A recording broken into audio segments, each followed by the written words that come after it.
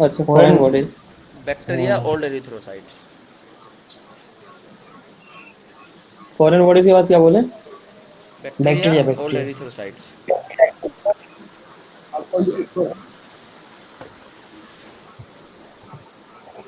अस्सलाम वालेकुम। वालेकुम सलाम सर। हम लोग असबाब सित्ता ज़रूरिया पढ़ रहे थे। कल हम लोगों ने असबाब सित्ता ज़रूरिया में जो लास्ट है एहतबास व इस्तफराग, उसको पढ़ा। इससे पहले कि अपने टॉपिक पे जाऊं, एक दो लोगों ने जो क्वेश्चन पूछा है उस क्वेश्चन का पहले आंसर दे दिया जाए। एक जो क्वेश्चन था जो पूछा गया, मैं समझता हूँ थोड़ा सा सिर्फ कंफ्यूज कर गए, अदरवाइज उसमें कोई दिक्कत नहीं थी। बहरहाल आज उसको मैं फिर आपको बता देता हूं। जो छठे नंबर पे था एहतबास व इस्तफराग।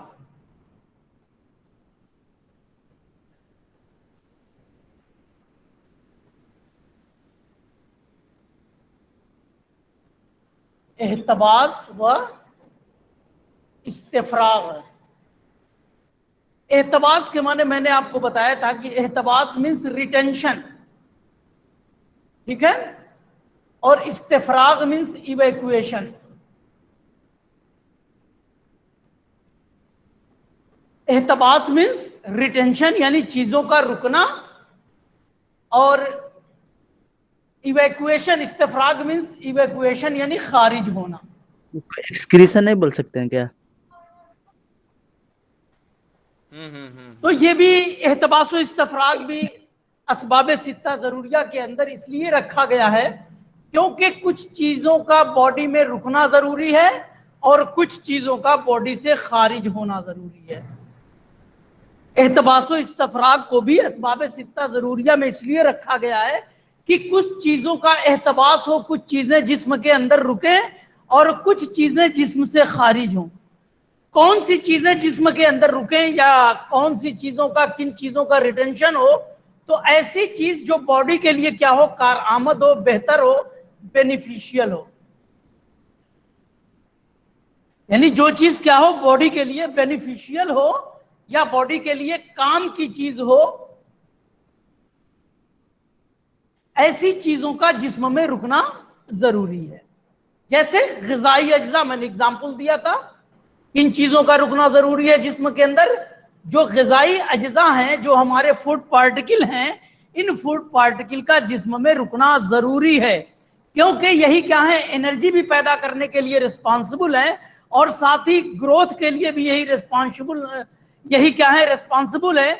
इसी के साथ साथ बॉडी के जो डिफरेंट सब्सटेंस बनते हैं, चाहे वो एंजाइम हो, हार्मोन हो, या इसी तरीके से बॉडी के अंदर जितने भी केमिकल सब्सटेंस बनते हैं वो तमाम के तमाम इन्हीं का ग़िज़ाई अज्जा से बनते हैं।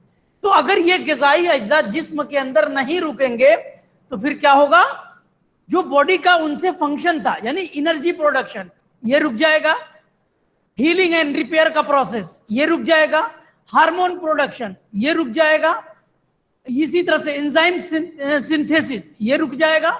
यानी बॉडी के अंदर जितने भी फंक्शन हो रहे हैं वो तमाम के तमाम फंक्शन रुक जाएंगे, नहीं हो पाएंगे। इसलिए एहतबास को भी असबाब सित्ता ज़रूरिया के अंदर रखा गया है। तो एहतबास मीन्स रुकना या रिटेंशन, और किन कैसी चीजें बॉडी के अंदर रुकती हैं, जो बॉडी के लिए बेनिफिशियल होती हैं, बॉडी के लिए काम की चीजें होती हैं, जैसे ग़िज़ाई अज्जा यानी जो हमारे फूड पार्टिकल हैं, डाइजेशन के बाद उनका एब्जॉर्प्शन जरूरी है। इसी तरीके से जो दूसरी चीज है इस्तिफराग के माने खारिज होना या इवैक्यूएशन कहते हैं, जिस्म से बाहर निकलना। तो किन चीजों का जिस्म से बाहर निकलते हैं जो बॉडी के लिए क्या हो, हार्मफुल हो, बॉडी के लिए क्या हो, हार्मफुल हो, नुकसानदेह हो। ऐसी चीज जो बॉडी के लिए क्या हो, नुकसान पहुंचाने वाली हो, ऐसी चीजों का जिस्म से खारिज होना जरूरी होता है, या जिसे आप क्या कहते हो, वेस्ट प्रोडक्ट आप कहते हैं।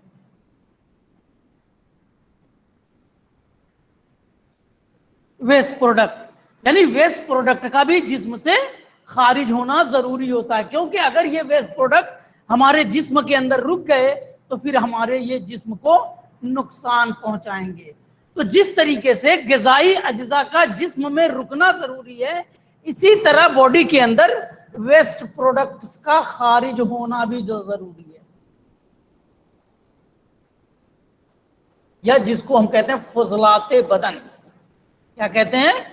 فضلات بدن، یعنی بدن کے اندر جو ویسٹ پروڈکٹ بن رہے ہیں، ان ویسٹ پروڈکٹ کا جسم سے خارج ہونا ضروری ہے۔ اب ظاہر ہے کہ جو چیزیں جسم میں رکنے والی ہیں، اگر یہ نہیں رکیں گی، یعنی اگر یہ جسم سے خارج ہونے لگے تو کیا ہوگا؟ تب بھی ڈیزیز ہوگی۔ یا جن چیزوں کو جسم سے خارج ہونا ہے، اگر یہ خارج نہ ہو، یہ رک جائیں، تو پھر کیا ہوگا؟ تب بھی ڈیزیز ہوگی۔ تو اس اعتبار سے میں نے بتایا تھا احتباس بھی دو قسم کا ہے اور استفراغ بھی دو قسم کا ہے۔ تو پہلے احتباس، میں نے بتایا کہ احتباس کیا ہے، یہ دو طرح کا ہوتا ہے۔ ایک کو ہم کہتے ہیں احتباس طبعی،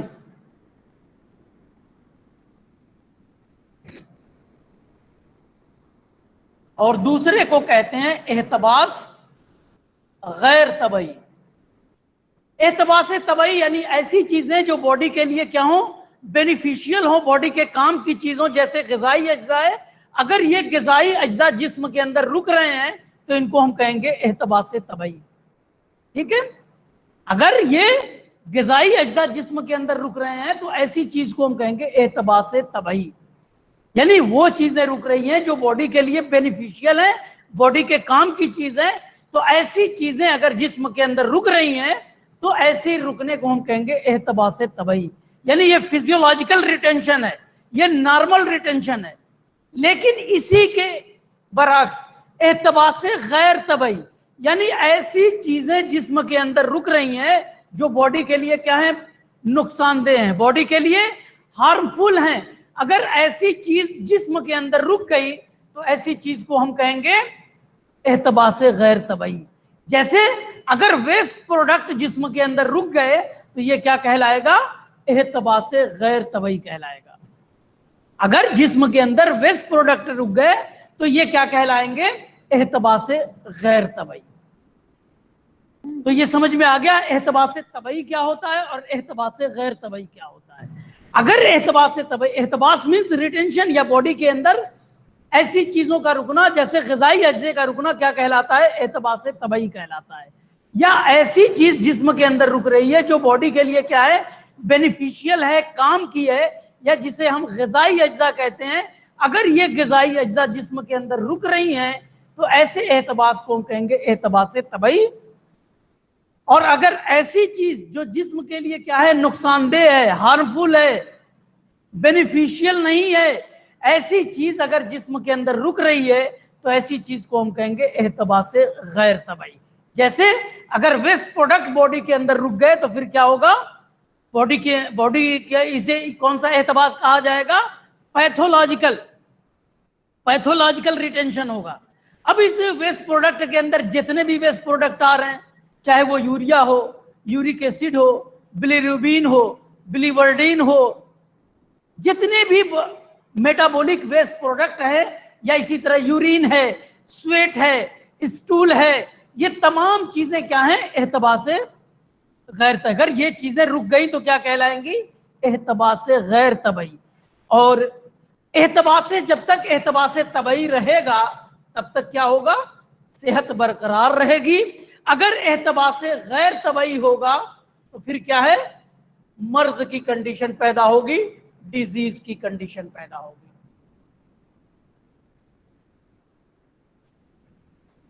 میں سمجھتا ہوں اب آپ کو احتباس کیا ہے اور احتباس طبعی اور احتباس غیر طبعی کیا ہے، ٹھیک ہے؟ تو یہ تھا، کیونکہ جو کوشچن آپ نے پوچھا اس میں آپ نے کیا کیا؟ احتباس کو استفراغ سے آپ نے مکس کر دیا۔ تو آپ مکس نہیں کریے، اس کو الگ الگ سمجھیے تو زیادہ آپ کو آسانی ہوگی اس چیز کو سمجھنے میں۔ تو اسی لیے میں نے صرف پہلے احتباس کو لیا، اس کے بعد استفراغ کو دیکھیں گے۔ تو میرے خیال سے آپ کو احتباس سمجھ میں آ گیا ہوگا۔ احتباس کہتے ہیں کارآمد چیزوں کا جسم میں رکنا احتباس کہلاتا ہے، اور یہ احتباس دو طرح کا ہو سکتا ہے، एतबास तबई भी हो सकता है और एतबास गैर तबई हो सकता है।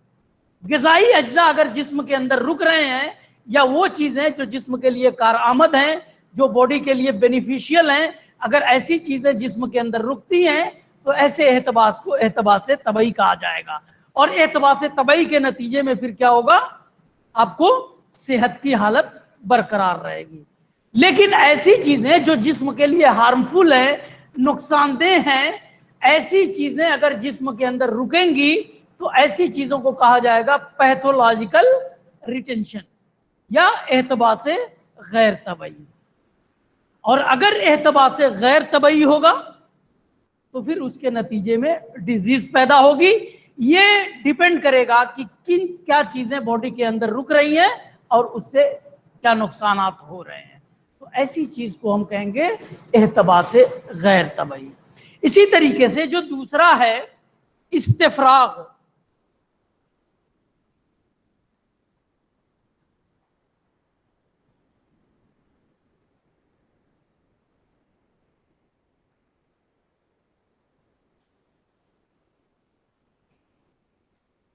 इस्तिफ्राग कहते हैं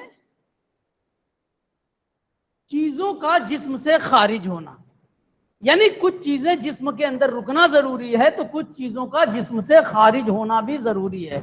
जैसे जो वेस्ट प्रोडक्ट हैं, इन वेस्ट प्रोडक्ट का जिस्म से खारिज होना जरूरी होता है।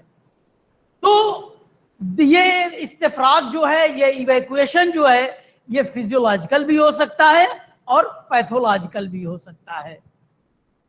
तो इस्तिफ्राग गैर तबई, इस्तिफ्राग तबई के इस्तिफ्राग की दो किस्में हैं। एक को हम कहेंगे इस्तिफ्राग तबई और दूसरी चीज है इस्तिफ्राग गैर तबई। ठीक है, इस्तिफ्राग यानी वो चीजें जो जिस्म से खारिज हो रही हैं उसको हम क्या कहते हैं, इस्तिफ्राग कहते हैं, इवैक्यूएशन कहते हैं।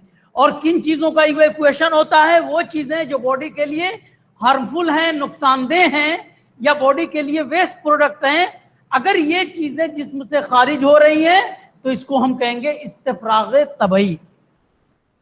ठीक है, फिजियोलॉजिकल इवैक्यूएशन यानी ऐसी चीज जो जिस्म के लिए क्या है, हार्मफुल है, जो जिस्म के लिए नुकसानदेह है, या जो जिस्म के लिए वेस्ट प्रोडक्ट है, या जो फजलाते बदन हैं, इनका जिस्म से खारिज होना जरूरी होता है।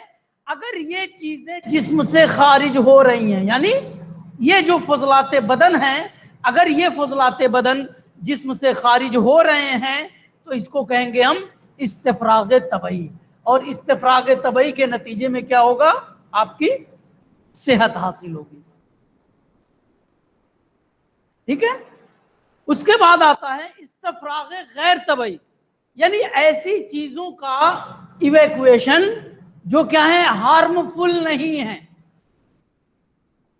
इस्तिफ्राग तबई किसे कहेंगे, ऐसी चीजें जो बॉडी के लिए क्या है, हार्मफुल हैं, नुकसानदेह हैं, अगर ऐसी चीजें जिस्म से खारिज हो रही हैं तो ऐसे को हम कहेंगे फिजियोलॉजिकल इवैक्यूएशन या नॉर्मल इवैक्यूएशन या इस्तिफ्राग तबई। लेकिन ऐसी चीजों का इस्तिफ्राग हो रहा है जो बॉडी के लिए क्या है, वेस्ट प्रोडक्ट नहीं है, यानी ऐसी चीज जिस्म से खारिज हो रही है जो बॉडी के लिए क्या है, बेनिफिशियल है, बॉडी के लिए काम की चीजें। जैसे यूरिन के जरिए क्या आने लगे, प्रोटीन आने लगे। इसी तरह से यूरिन के अंदर ग्लूकोज आने लगे, यानी प्रोटीनूरिया या ग्लाइकोसूरिया, यानी क्या है, ऐसी चीजों का इस्तिफ्राग हो रहा है जो कि वेस्ट प्रोडक्ट नहीं है। तो ऐसा इस्तिफ्राग क्या कहलाएगा, इस्तिफ्राग गैर तबई या पैथोलॉजिकल इस्तिफ्राग।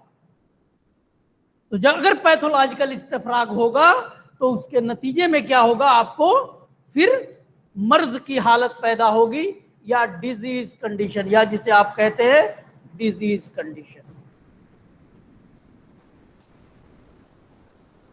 ठीक है, यानी कुछ चीजें जिस्म के अंदर रुकती हैं तो उसको हम एहतबास कहते हैं, और किस चीजों का जिस्म से खारिज होना होता है उसको हम इस्तिफ्राग कहते हैं।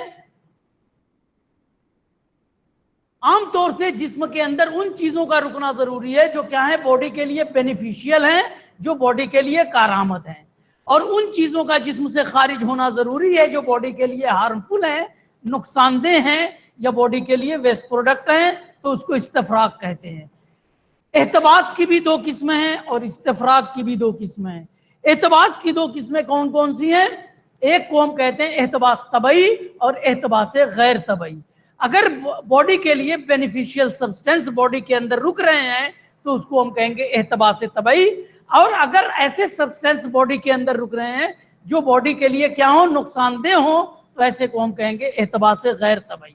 اسی طریقے سے کچھ چیزوں کا جسم سے خارج ہونا ضروری ہے تو اس کو ہم کہیں گے ایویکویشن یا استفراغ. یہ استفراغ بھی دو طرح کا ہوتا ہے, ایک کو ہم کہتے ہیں استفراغ طبعی اور دوسرے کو کہتے ہیں استفراغ غیر طبعی, یعنی فزیولوجیکل ایویکویشن اور پیتھولوجیکل ایویکویشن.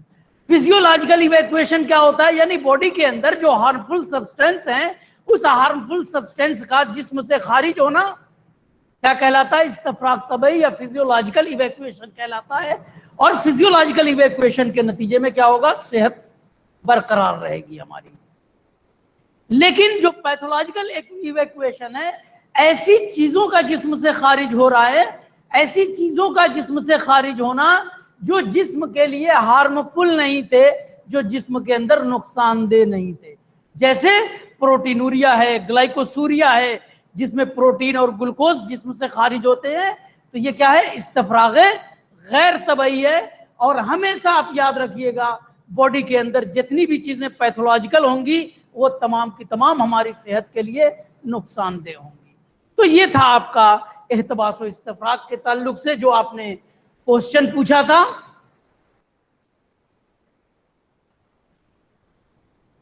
دیکھو کوشچن پوچھنا اچھی بات ہے, اور جو پڑھے گا وہی کوشچن پوچھے گا, جو پڑھے گا نہیں اسے کوشچن وہ کہاں سے پوچھے گا؟ یعنی جو پڑھے گا ڈاؤٹس اسی کو آئیں گے, جو پڑھے گا نہیں اسے ڈاؤٹس آئیں گے ہی نہیں. ٹھیک ہے, تو جو لوگ پڑھ رہے ہوں گے انہی کو پریشانی ہوتی ہوگی, وہی سمجھ نہیں پا رہے ہوں گے کہ یہ چیزیں کیسے کیا ہو رہی ہیں. بہت ساری چیزیں کیا ہوتا ہے دماغ سے سلپ کر جاتی ہیں, اور جب بعد میں ہم ان کو سوچتے ہیں تو ہمیں سمجھ میں نہیں آتا ہے. تو وہ لوگ جو کوشچن پوچھ رہے ہیں اس کا مطلب یہ ہے کہ وہی لوگ پڑھ رہے ہیں, باقی لوگوں کو صرف آڈیو ویژول بس چاہیے اور کچھ نہیں چاہیے. باقی لوگ کیا ہیں, ان کو صرف مزہ آ رہا ہے آڈیو ویژول ایکسپریشن میں. تو جو لوگ پوچھ رہے ہیں اٹ مینس وہی لوگ پڑھ رہے ہیں, جو نہیں پوچھ رہے ہیں اس کا مطلب یہ ہے کہ یہ لوگ پڑھ نہیں رہے ہیں. یا تو پھر ایسا بھی ہو سکتا ہے کہ جو پڑھایا جا رہا ہے وہ آپ کو سمجھ میں نہ آ رہا ہو, ایسا بھی ہو سکتا ہے. اور تیسری کنڈیشن یہ ہو سکتی ہے کہ آپ کنیکٹ ہو کے آپ نے اپنی اٹینڈنس کے لیے کنیکٹ ہو گئے اور پھر آپ نے موبائل اپنے گھر پہ رکھ دیا, یا جو آپ کو کام کرنا ہے وہ کام آپ کر رہے ہو. یہ تین کنڈیشن ہو سکتی ہیں. ایک اور کوشچن پوچھا گیا تھا, وہ تھا مبرد اور مرتب. مرتب نہیں ہوتا ہے, مرتب ہوتا ہے. ٹھیک ہے, ابھی میں بتاؤں گا مرتب اور مرتب میں فرق کیا ہے. مبرد بنا ہے برودت سے, اس سے بنا ہے برودت سے, اور برودت مینس ٹھنڈک پہنچانا, ٹھنڈک. مبرد مینس جو ٹھنڈا ہو وہ چیز کیا کہلائے گی؟ مبرد کہلائے گی. یعنی جو چیز ٹھنڈی ہو وہ کیا کہلائے گی؟ جیسے برف مبرد ہے, اس کے اندر ٹھنڈا پن پایا جا رہا ہے. تو ایسی چیزیں جو کولڈ ہوں گی وہ کولڈ چیزیں کیا کہلائیں گی؟ مبرد کہلائیں گی. یا ایسی چیزیں جن کی تاثیر ٹھنڈی ہو, ایسی چیزیں کیا ہو جن کی تاثیر ٹھنڈی ہو. دیکھو آپ ابھی چونکہ جب آپ سیکنڈ ایئر میں جائیں گے آپ علم الادویہ پڑھیں گے تو آپ اس میں پڑھیں گے دوا کا مزاج. جس طریقے سے ہر چیز کا بھی آپ کا امور طبیعہ میں نے شروع نہیں کیا ہے, بیسک چیزیں میں آپ کو اس لیے پڑھا رہا تاکہ یونانی کی جو بیسک جو کنسپٹ ہیں وہ کنسپٹ آپ کو پتہ چل جائے. جب کنسپٹ کی چیزیں آپ کو معلوم ہو جائیں گی تو آگے کی چیزیں آپ کو سمجھنا آسان ہو جائے گا. بہرحال میں ادھر ادھر نہیں جانا چاہ رہا. کہنے کا مطلب مبرد بنا ہے برودت سے, یعنی جس کے اندر ٹھنڈا پن پایا جائے گا اسے کیا کہیں گے؟ مبرد کہیں گے. ٹھیک ہے, مبرد مینس جس کے اندر ٹھنڈا پن پایا جا رہا, یعنی جو چیزیں ٹھنڈی ہوں گی اپنی تاثیر کے لحاظ سے, اپنے اثر کے لحاظ سے, اپنے ایفیکٹ کے لحاظ سے, ایسی چیز کیا کہلائیں گی؟ مبرد کہلائیں گی. دوسری چیز ہے مرتب. یہ مرتب بنا ہے رطوبت سے, اور رطوبت کہتے ہیں ایسی چیز جو پانی کے جیسی ہو, یعنی لکوڈ چیز کیا کہلائے گی؟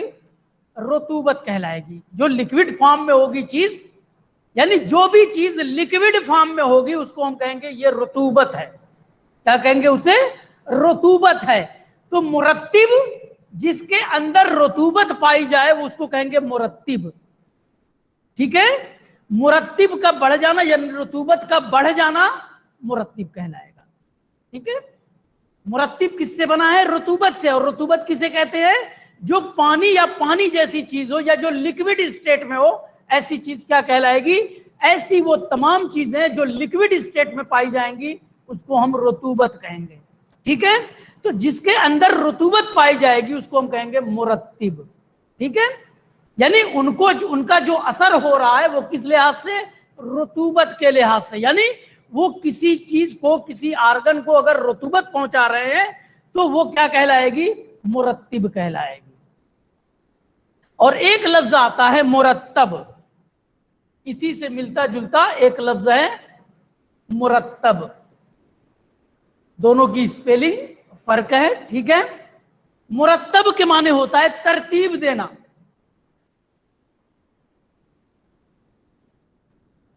مرتب کے معنی ہوتا ہے ترتیب دینا, یعنی کسی چیز کو کسی آرڈر میں لگانا, کسی سیکوینس میں اس کو بنانا, وہ چیز کیا کہلائے گی؟ مرتب کرنا.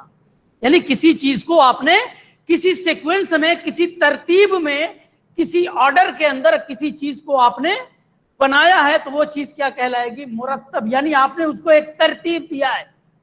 جیسے آپ نے اٹھایا کہ 1 3 5 7 9 11, یہ ایک ترتیب ہے. آپ نے جیسے یہ تھا کہ بھائی ایک کلاس میں کتنے لوگ ہیں؟ 50 لوگ ہیں, 25 لوگوں کا ٹیسٹ ہونا ہے. ٹھیک ہے, تو آپ نے کیا کیا؟ آپ نے کہا جن کا نمبر آڈ ہے 1 3 5 7 9 11 ان کا ٹیسٹ ہوگا, باقی کا ٹیسٹ نہیں ہوا. تو آپ نے کیا کیا کہ ان میں سے کچھ لوگوں کو آپ نے ترتیب دے رکھی. تو جس طریقے سے آپ نے ترتیب دیا وہ ترتیب دینا آپ کا کیا کہلائے گا؟ مرتب کہلائے گا. تو مرتب اور مرتب میں فرق ہے.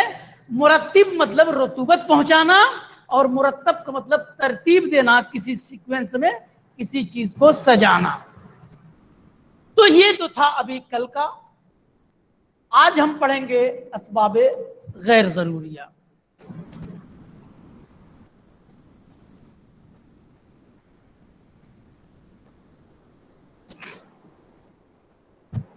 میں نے آپ کو بتایا تھا کہ اسباب غیر ضروریہ یہ وہ اسباب ہیں جو انسانی زندگی کے لیے لازم اور ضروری تو نہیں ہیں, لیکن جب یہ وارد بدن ہوتے ہیں تو یہ بدن کے اندر صحت و مرض کے لحاظ سے تبدیلی پیدا کرتے ہیں.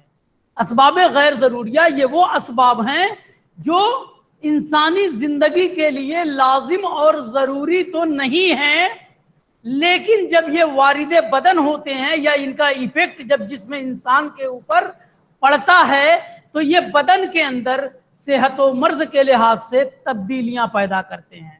اور یہ غیر ضروری اسباب کبھی طبیعت کے مخالف اور دشمن ہوتے ہیں اور کبھی طبیعت کے مخالف اور دشمن نہیں ہوتے ہیں. اسباب غیر ضروریہ یہ وہ اسباب ہیں جو انسانی زندگی کے لیے لازم اور ضروری تو نہیں ہیں, لیکن جب یہ وارد بدن ہوتے ہیں یا ان کا جب ایفیکٹ انسانی زندگی پر ہوتا ہے تو یہ صحت و مرض کے لحاظ سے بدن کے اندر تبدیلی پیدا کرتے ہیں. اور یہ تب کیا ہوتا ہے, یہ جو تبدیلی ہے یا یہ جو غیر ضروری اسباب ہیں, یہ غیر ضروری اسباب کبھی طبیعت کے مخالف اور دشمن ہوتے ہیں اور کبھی طبیعت کے مخالف اور دشمن نہیں ہوتے ہیں. تو اس اعتبار سے اسباب غیر ضروریہ کی دو قسمیں ہیں.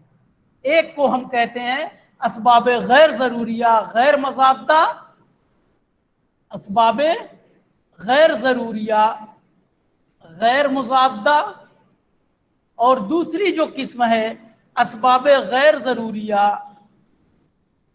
مضادہ.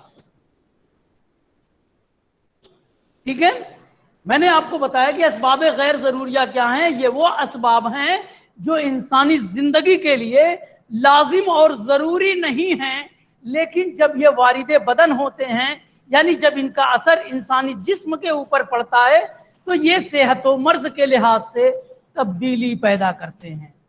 اور یہ غیر ضروری اسباب کبھی طبیعت کے مخالف اور دشمن ہوتے ہیں اور کبھی طبیعت کے مخالف اور دشمن نہیں ہوتے ہیں. تو اس اعتبار سے اسباب غیر ضروریہ کو دو حصوں میں تقسیم کیا گیا ہے. ایک کو ہم کہتے ہیں اسباب غیر ضروریہ غیر مضادہ، اور دوسرا ہے اسباب غیر ضروریہ مضادہ. تو اسباب غیر ضروریہ غیر مضادہ کیا ہے؟ یہ وہ اسباب ہیں جو طبیعت کے مخالف اور دشمن نہیں ہوتے ہیں، جو طبیعت کے مخالف اور دشمن نہیں ہوتے ہیں.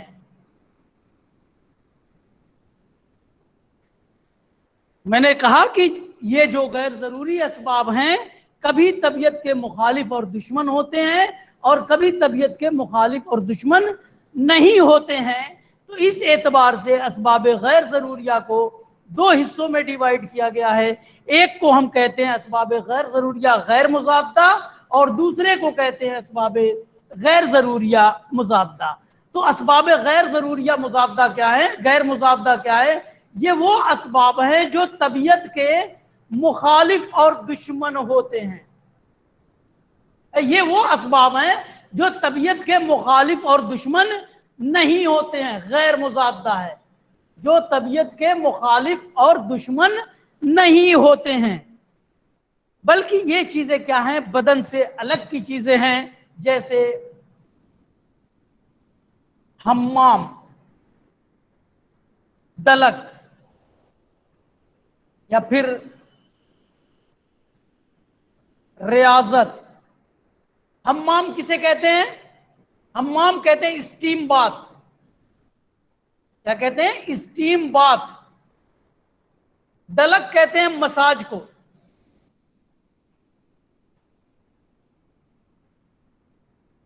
دلک کہتے ہیں مساج کو، اور ریاضت کہتے ہیں ایکسرسائز کو.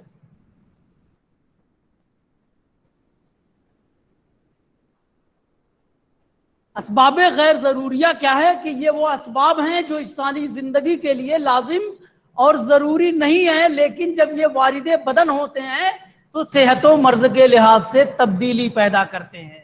اور اس کی دو قسمیں ہیں. ایک اسباب غیر ضروریہ غیر مضادہ، یعنی وہ اسباب جو طبیعت کے مخالف اور دشمن نہیں ہوتے ہیں، ایسے اسباب کو اسباب غیر ضروریہ غیر مضادہ کہا جاتا ہے. اس کے اندر جو چیزیں آتی ہیں وہ ہے حمام. حمام مینس اسٹیم بات. آج کل تو پہلے کے زمانے میں اسٹیم بات الگ ہوا کرتا تھا، بلکہ وہ بڑے بڑے کمرے ہوا کرتے تھے، اور 3 کمرے اس طرح سے بنائے جاتے تھے. ایک، 2، یعنی انٹری آپ کی یہاں سے ہوتی تھی اور آگ اس میں جلائی جاتی تھی.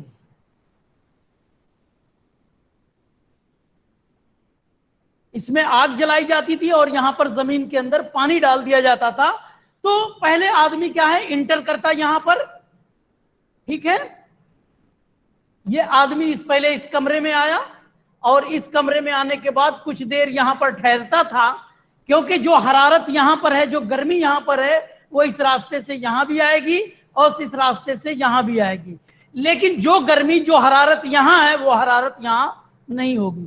تو باڈی کو ایکلیمیٹائز کرنے کے لیے، باڈی کو ایڈجسٹ کرنے کے لیے پہلے یہ آدمی اس کمرے میں، یعنی یہ فرسٹ کمرہ ہے، یہ سیکنڈ کمرہ ہے، یہ تھرڈ کمرہ ہے. تو فرسٹ کمرے میں جا کے تھوڑی دیر رکتا, پھر جب باڈی اتنی گرم ہو جاتی تو یہ سیکنڈ میں جا کے رکتا, تھوڑی دیر سیکنڈ میں رکنے کے بعد پھر یہ تھرڈ کمرے میں آ کر بیٹھتا. تو یہاں پر جب وہ آتا تو باڈی کے اندر سویٹنگ ہوتی, باڈی کے اندر کیا ہوتی, سویٹنگ ہوتی. تو جو اسکن کے اندر جو ویسٹ پروڈکٹ جو اسکن کے ذریعے خارج ہو رہے تھے وہ تمام کے تمام اس سے خارج ہوتے ہیں. تو یہ کنسپٹ پہلے کے زمانے میں تھا. آج کل تو اسٹیم باتھ کے لیے کیا چیمبرز آتے ہیں اور اس میں ٹیمپریچر کو ریگولیٹ کرنے کے لیے ریگولیٹر لگا رہتا ہے. آپ کو کتنے ڈگری ٹیمپریچر پہ آپ کو اسٹیم لینا ہے, آپ اس چیمبر میں جا کے اندر سے بند کر کے آپ نے ریگولیٹر کو آن کر دیا, اور آپ نے اس میں ٹائمر بھی لگا ہوتا ہے کہ 5 منٹ کے لیے اتنے ٹیمپریچر پہ ہم کو رکنا ہے. تو آپ 5 منٹ کے لیے رہتے ہیں اور آپ کو اتنی دیر میں پسینہ ہو جاتا ہے. آج یا جس کو آپ آج کل کہتے ہیں کہ آج کل جو ٹھنڈے جو علاقے ہیں وہاں پر نہانے کے بجائے وہ لوگ کیا کرتے, اسٹیم باتھ لے لیتے, اور جب پسینہ ہو جاتا ہے تو اس کو ٹاول سے پوچھ لیتے اور ان کا نہانا ہو گیا. تو یہ اسٹیم بات ہے. لیکن یہ اسٹیم بات کبھی ہم اپنی صحت کو برقرار رکھنے کے لیے کرتے ہیں اور کبھی مرضی کنڈیشن میں بھی کرتے ہیں. کیا ہم کرتے ہیں, کبھی ہم اس کو صحت کی حالت میں بھی اپنے آپ کو فٹ رکھنے کے لیے یا اسکن کے گلو کو برقرار رکھنے کے لیے کرتے ہیں, اور کبھی کبھی مرضی کنڈیشن, جیسے اوبیسٹی میں بھی اسٹیم بات کرایا جاتا ہے. کبھی جوڑوں کے درد میں اسپیشلی اس پوائنٹ پہ اسٹیم دی جاتی ہے, کہیں پر اسٹیفنس ہوتی ہے تو اسپیشلی اس مقام پر اس پوائنٹ پہ کیا ہے یہ اسٹیم دی جاتی ہے. تو یہ کیا ہے, اسباب غیر ضروریاں ہیں. تو یہ ایسا نہیں ہے, چونکہ اس کو غیر ضروری اسباب کے اندر اس لیے رکھا گیا ہے کہ حمام یا اسٹیم بات ہر کوئی نہیں کرتا, مساج ہر کوئی نہیں کراتا, ایکسرسائز ہر کوئی نہیں کرتا, لیکن جن کے اوپر ان کا ہوتا ہے تو یہ صحت و مرض کے لحاظ سے تبدیلی پیدا کرتے ہیں. آپ نے اتنی دیر تک اسٹیم باتھ لے لیا, اتنا زیادہ سویٹنگ ہو گئی کہ کیا ہو گیا, ڈی ہائیڈریشن کی کنڈیشن ہو گئی. ٹھیک ہے, آدمی کیا ہے, ہائپو والومک شاک میں چلا جائے گا. اسی طریقے سے جو مساج ہے, کبھی کبھی مساج ہم کیا کرتے ہیں اپنے باڈی کو فٹ رکھنے کے لیے, اسکن کے گلو کو برقرار رکھنے کے لیے مساج کیا جاتا ہے.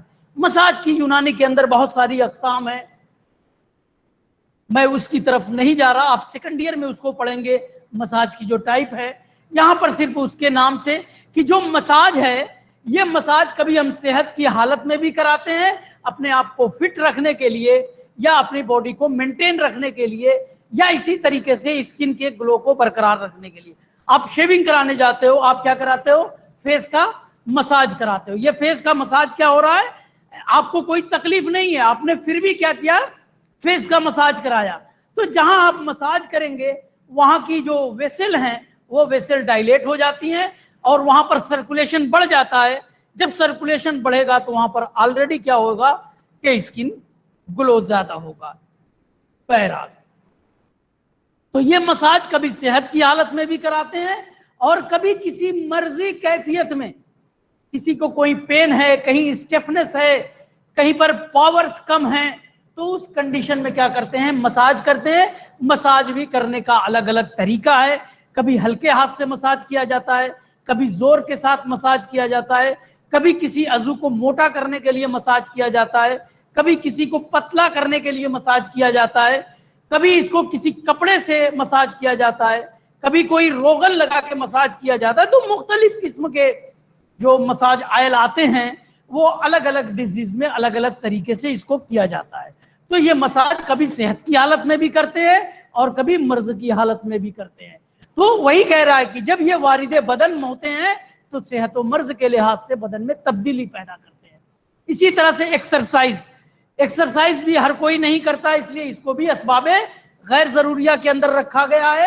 اور یہ غیر مضادہ اس لیے رکھا گیا ہے کہ یہ ریاضت کرنے سے کیا ہے, کوئی نقصان نہیں ہے. لیکن اگر آپ نے اس کو غلط طریقے سے کیا, پتا چلا آپ نے پہلے ہی دن آپ جم گئے, آپ نے 5 کلو کا ڈمبل لے کے 5 سے 7 منٹ آپ نے جلدی کر لیا, پتا چلا کہ کل آپ کا ہاتھ بھی نہیں اٹھ رہا ہے. تو غلط طریقے سے آپ کریں گے تو باڈی کے اندر صحت و مرض کے لحاظ سے تبدیلی پیدا ہوگی. تو یہ جو اسباب غیر ضروریہ غیر مضادہ کیا ہیں, کہ یہ وہ اسباب ہیں جو طبیعت کے مخالف اور دشمن نہیں ہوتے ہیں، بلکہ یہ چیزیں کیا ہیں؟ بدن کے علاوہ کی چیزیں ہیں، جیسے حمام، دلک، ریاضت وغیرہ. یہ تمام چیزیں کیا ہیں؟ اگر آدمی یہ سب کراتا ہے اپنے باڈی کے اوپر تو باڈی کے اندر صحت و مرض کے لحاظ سے تبدیلی پیدا ہوتی ہے. اس لیے اس چیز کو کس میں رکھا گیا ہے؟ اسباب غیر ضروریہ، غیر مضادہ کے اندر رکھا گیا ہے. اس کے بعد جو دوسری قسم ہے اسباب غیر ضروریہ مضادہ، یعنی ایسے غیر ضروری اسباب جو طبیعت کے مخالف اور دشمن ہوتے ہیں.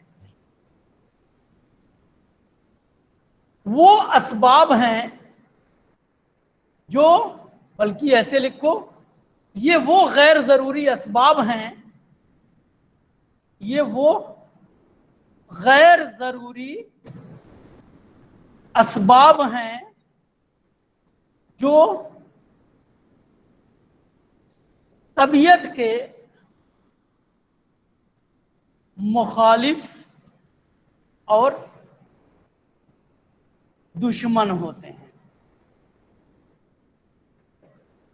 پہلے تو آپ یہ یاد سے ذہن میں رکھیے گا کہ یہ کیا ہیں؟ غیر ضروری اسباب ہیں. غیر ضروری اسباب ہیں، اس کا مطلب کچھ لوگ اس کے ساتھ ان کو واسطہ پڑے گا لیکن کچھ لوگوں کو اس کا واسطہ نہیں پڑے گا.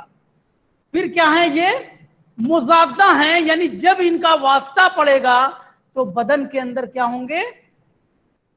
نقصان پیدا ہوگا.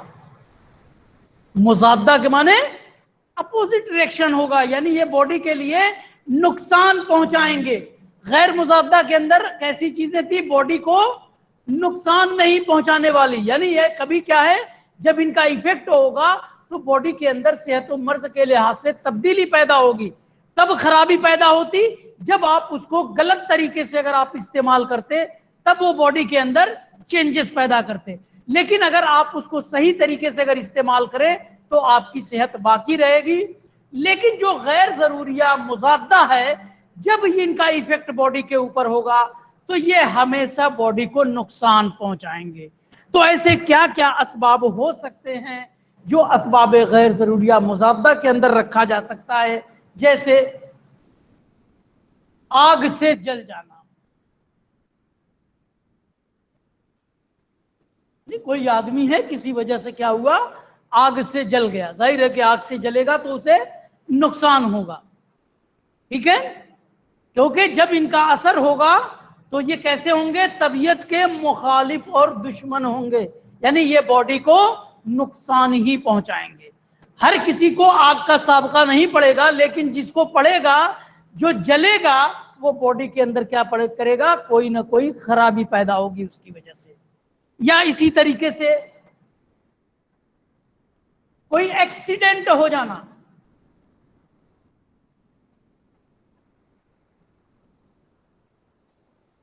چونکہ یہ ایکسیڈنٹ سب کا نہیں ہوتا ہے، کسی کا ہوتا ہے، کسی کا نہیں ہوگا، اس لیے اسباب غیر ضروریہ کے اندر ہے. لیکن ایکسیڈنٹ ہوگا تو ہو سکتا ہے کوئی ہڈی ٹوٹ جائے، اسکن اکھڑ جائے، وہاں پر چوٹ لگ جائے. یعنی جب ہوگا ایکسیڈنٹ تو کوئی نہ کوئی جسم کو نقصان پہنچے گا، کیونکہ یہ ایسے اسباب ہیں جو طبیعت کے مخالف اور دشمن ہیں. اسی طریقے سے پانی میں ڈوب جانا. کیا ہو؟ کوئی پانی میں کوئی آدمی ڈوب گیا. ظاہر ہے کہ پانی میں اگر ڈوبے گا تو اس کی کیا ہوگی؟ موت ہو سکتی ہے، ٹھیک ہے؟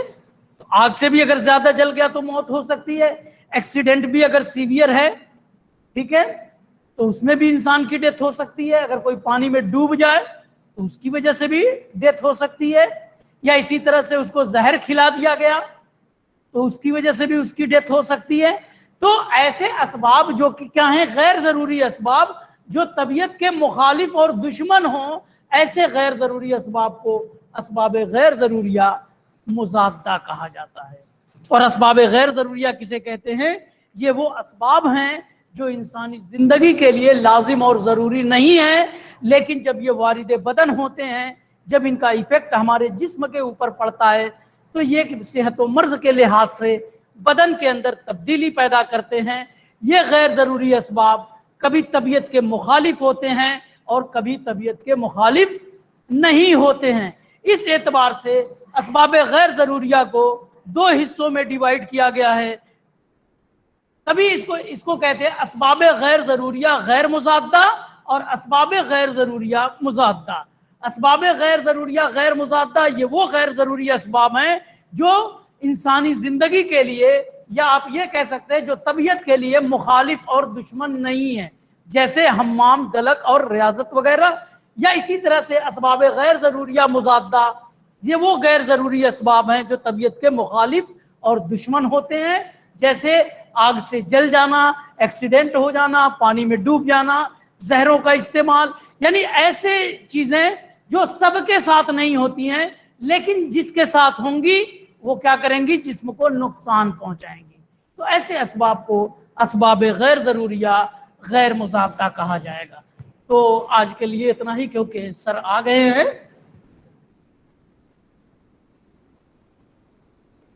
ٹھیک ہے، تو آج کے لیے اتنا رہنے دیتے ہیں. نیکسٹ کل پھر انشاءاللہ اس کے آگے جو اسباب سوریہ اور اسباب تمامیہ کو پڑھ کے اسباب ستہ ضروریہ والا یہ ٹاپک کمپلیٹ کیا جائے گا. اسباب بدن انسان، اس کے بعد پڑھیں گے اسباب صحت و مرض، اس کے بعد ہم لوگ آئیں گے امور طبیعہ کے اوپر. پہلے ہم طبیعت کے بارے میں پڑھیں گے، پھر امور طبیعہ میں جو 7 چیزیں ہیں ان کو ایک ایک کر کے پڑھا جائے گا.